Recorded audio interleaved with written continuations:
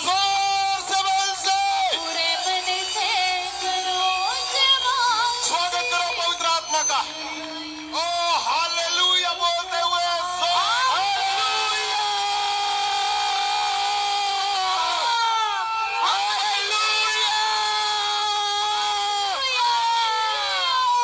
स्वागत करो पवित्र आत्मा का।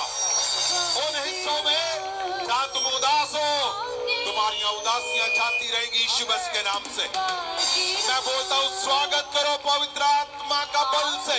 वही है जो पल में बदल देता है, वो आपको खास बना देता है। उसने हजारों को बनाया। फ्यूचर में स्वागत करो पवित्र आत्मा का जोर से। पूरे मन से करो समागति, पूरे मन से करो समागति, पूरे मन से उठाओ हाथों को, उठाए उठाए सब जन परमेश्वर प्रभु यीशु के सिंहासन के आगे। परमेश्वर खुदावन जी, प्रभु यीशु जी, मैं अपने सब परिवारों को, अपने लोगों को, मेरे खुदावन, मैं तेरे सिंहासन के सामने, मैं आपके हाथों को पकड़ता हूं।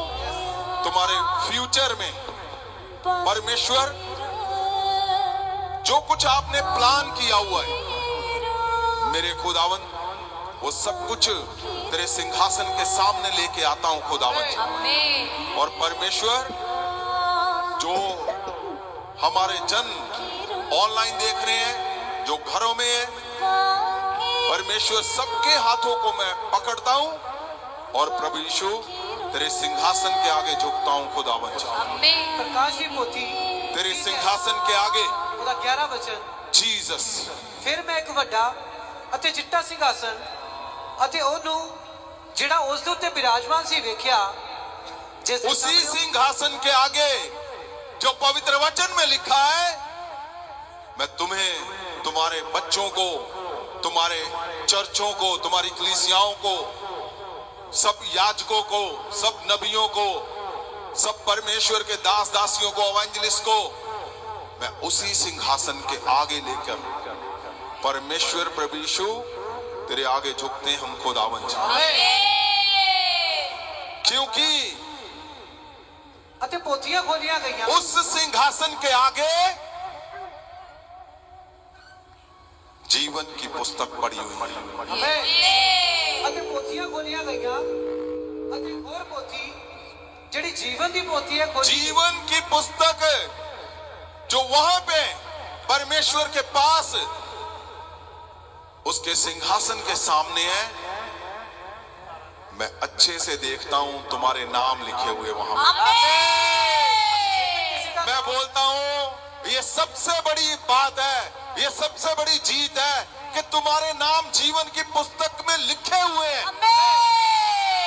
आप सोचो, परमेश्वर ने तुम्हारे जीवन की पुस्तक में अगर नाम लिखे हैं तो वो तुम्हारी हार नहीं लिख सकता कभी। वो जीवन लिखेगा तुम्हारे हर एक हिस्से में, जीवन दिखेगा तुम्हें। क्यों?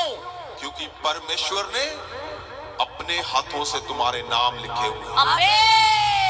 ਜੇਕਰ ਕਿਸੇ ਦਾ ਨਾਮ ਜੀਵਨ ਦੀ ਪੋਥੀ ਵਿੱਚ ਲਿਖਿਆ ਹੋਇਆ ਨਾ ਮਿਲਿਆ ਤਾਂ ਉਹ ਅੱਗ ਦੀ ਝੀਲ ਵਿੱਚ ਸੁੱਟਿਆ ਗਿਆ। मैं बोलता हूं तुम्हारे हर लोगों के, तुम्हारे घर में, तुम्हारे आने वाले वंश के, तुम्हारी कलीसियाओं के, मैं नाम बोलता हूं, पढ़ता हूं, उसमें जीवन की पोथी में लिखा हुआ है।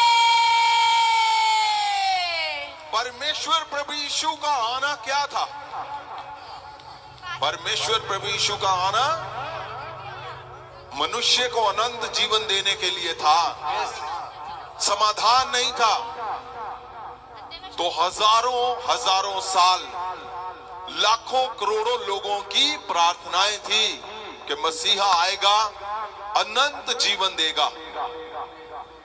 याद रखना, हमेशा के लिए अनंत जीवन तक पहुंचाने के लिए मनुष्य को, अगर तुम्हारा हिस्सा है, अगर तुम्हारा योगदान है, अगर तुम्हारे एफर्ट है, अगर तुम्हारा परिश्रम अनंत जीवन तक लेकर जाने के लिए है, उसमें आप याजक हो सकते हो, आप नबी हो सकते हो, आप संत हो सकते हो, आप परमेश्वर के दास दासी हो सकते हो, आप एवेंजलिस्ट हो सकते हो, आप हाउसवाइफ हो सकते हो, बिजनेसमैन हो सकते हो। पवित्र वचन में ऐसे बहुत से लोग हुए जो याजक नबी नहीं थे, लेकिन परमेश्वर के पास उनका बड़ा सोर्स था। तो आप पृथ्वी पे जो कुछ भी कर रहे हैं, आपने चेक करना है क्या आप अनंत जीवन तक लेकर जाने के लिए मनुष्य को आपका हिस्सा है कि नहीं। ये सबसे बड़ा आपकी प्रार्थना का आंसर है जो मैं बता रहा हूं। आज हर जन ढूंढ रहा है प्रार्थना का आंसर। अगर प्रार्थनाओं के आंसर चाहते हो तो आपने ध्यान रखना है कि अनंत जीवन तक पहुंचाने के लिए आप कहीं भी हो, कुछ भी हो, कुछ भी कर रहे हो, अनंत जीवन तक लेकर जाने के लिए आपने हिस्सा बनना है। हिस्सा बनने का मतलब क्या? आप किसी को अपने जीवन के बारे में बता सकते हो, यीशु मसीह ने आपके जीवन में क्या किया। आप बता सकते हो परमेश्वर अनंत जीवन देने के लिए आए हैं। आप बता सकते हो परमेश्वर ही है जो छुड़ाता है, परमेश्वर ही है जो चंगा करता है। आप बता सकते हो अपने चर्च के बारे में, अपने मिरेकल के बारे में। आप बता सकते हो कि परमेश्वर ने आपको इसीलिए चुना कि अनंत जीवन तक लोगों को लेकर जाना है, मनुष्य को लेकर जाना है। क्यों? क्योंकि ये जो मैं सिंपल छोटी बात बोल रहा हूं, पृथ्वी में जीने का सबसे बड़ा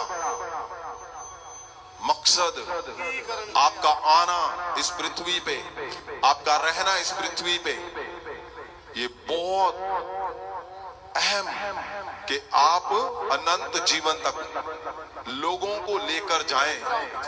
आप कार्ड दे सकते हो, आप पोस्टर लगा सकते हो, क्योंकि प्रार्थनाओं के आंसर कब आने? जब अनंत जीवन तक लोगों को, मनुष्य को आप सोर्स बन के पहुंचाने का।